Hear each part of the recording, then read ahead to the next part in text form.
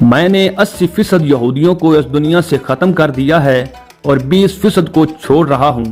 میرے مرنے کے بعد تم کو اس بات کا احساس ہوگا کہ کاش میں ان 20% کو بھی ختم کر کے جاتا اور پوری دنیا سے یہودیوں کا نام و نشان مٹا کے جاتا۔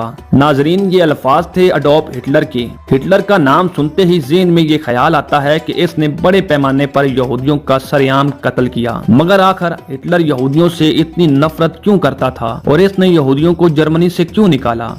ناظرین، یہ وہ سوال ہیں جن کا جواب حاصل کرنے کے لیے کئی کتابیں لکھی گئیں۔ دراصل بات یہ ہے کہ ہٹلر جرمن قوم کو دنیا کی بہترین قوم سمجھتا تھا۔ اس کا خیال تھا کہ صرف جرمن قوم ہی کو دنیا پر حکمرانی کا حق حاصل ہے اور جرمنی کی ترقی کے لیے ضروری ہے کہ ملک سے تمام غدار ختم کر دیے جائیں۔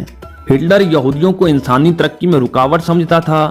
ناظرین، پہلی جنگ عظیم میں جرمنی میں رہنے والے یہودیوں نے درپردہ جرمن مفاد کے خلاف برطانیہ اور اس کے اتحادیوں کا ساتھ دیا تھا۔ جرمنی میں رہتے ہوئے جرمنی کے خلاف کام کرنا ہٹلر کے نزدیک ناقابل معافی جرم تھا۔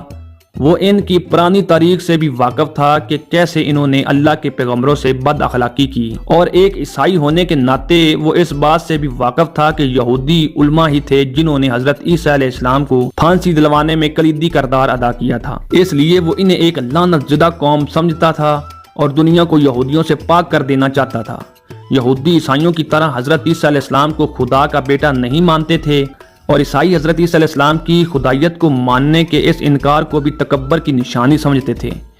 کئی صدیوں تک عیسائیوں کے علماء نے انہیں سکھایا کہ حضرت عیسیٰ علیہ السلام کی موت یہودیوں کی وجہ سے ہوئی ہے، جبکہ آج کے مورخین اور چرچ یہ سکھاتے ہیں کہ حضرت عیسیٰ علیہ السلام کو روم کی حکومت نے اس وجہ سے شہید کیا تھا کہ انہیں اپنے اقتدار کے لیے ایک سیاسی خطرہ سمجھتے تھے۔ ہٹلر کے بقول یہودی مذہبی تصادم کے ساتھ معاشی تصادم میں شامل تھے۔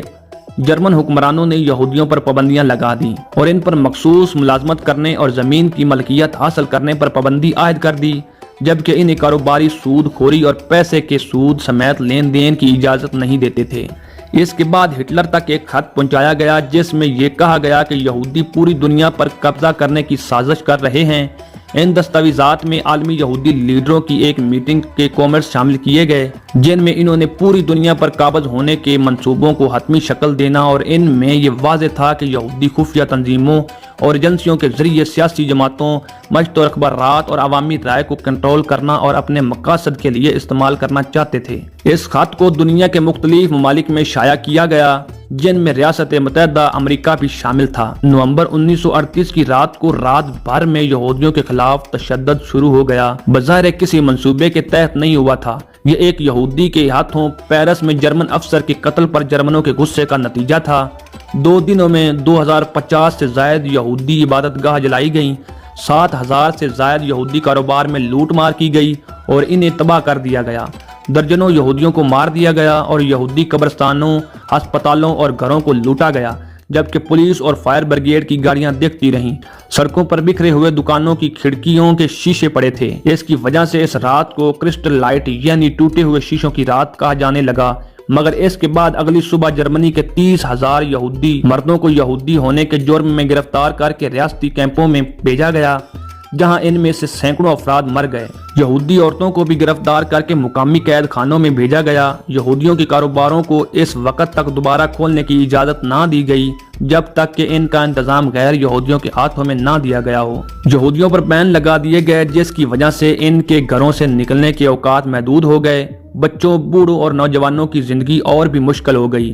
ان پر پہلے ہی عجائب گھروں، عوامی پارکوں اور سوئمنگ پولوں میں داخلے پر پابندی عائد کر دی گئی تھی اور انہیں سرکاری سکولوں سے بھی خارج کر دیا گیا تھا۔ اپنے والدین کی طرح یہودی نوجوانوں کو بھی جرمنی میں مکمل طور پر علیحدگی کا سامنا کرنا پڑا۔ مایوسی کی وجہ سے بہت سے یہودیوں نے خودکشی کر لی۔ زیادہ تر خاندانوں نے بھاگ جانے کی بھرپور کوشش کی۔ ہٹلر کے چانسلر بننے کے بعد مختلف شعبوں سے یہودیوں کو نکال پھینکنے کا انتظام کیا گیا۔ حکومت کے تمام ملازمین کو اپنی اگلی نسل کے ثبوت میں دستاویزات پیش کرنے کی ضرورت پڑ گئی۔ پہلی دفعہ قانون میں یہودی کی تعریف فراہم کی گئی تھی۔ جس ملازمین کے والدین یا دادا دادی، نانا نانی یہودی تھے، انہیں ان کے عہدوں سے برطرف کر دیا گیا۔ 17 اگست 1938 کو ایک قانون پاس کیا گیا کہ یہودی اپنے نام کے ساتھ یہودی ضرور لکھیں، کیونکہ حکومت نے ان تمام یہودیوں کے لیے جو اپنے پہلے نام سے فوری طور پر یہودی ظاہر نہیں ہوتے تھے، اب ہٹلر نے یہودیوں کو اپنے پہلے نام کے بعد ایک یہودی نام کا اضافہ کرنا ضروری قرار دے دیا گیا۔ مردوں کو اسرائیل اور عورتوں کو سارا کا نام دیا گیا۔ مرد اپنے نام کے ساتھ اسرائیل لکھیں گے اور عورتیں اپنے نام کے ساتھ سارا لگائیں گی تاکہ پتہ چلے کہ وہ یہودی ہیں۔ اس کے بعد جرمن حکومت نے تمام یہودیوں کے پاسپورٹ ضبط کر لیے۔ یہودیوں کو جاری کیے جانے والے نئے پاسپورٹ پر یہودی ٹھپا لگا دیا گیا۔ جو مالکان بھی یہودی شناخت کی گواہی دیتا تھا، 19 ستمبر 1939 کو جرمنی میں یہودیوں کی شناخت کے لیے بھی متعارف کروایا گیا۔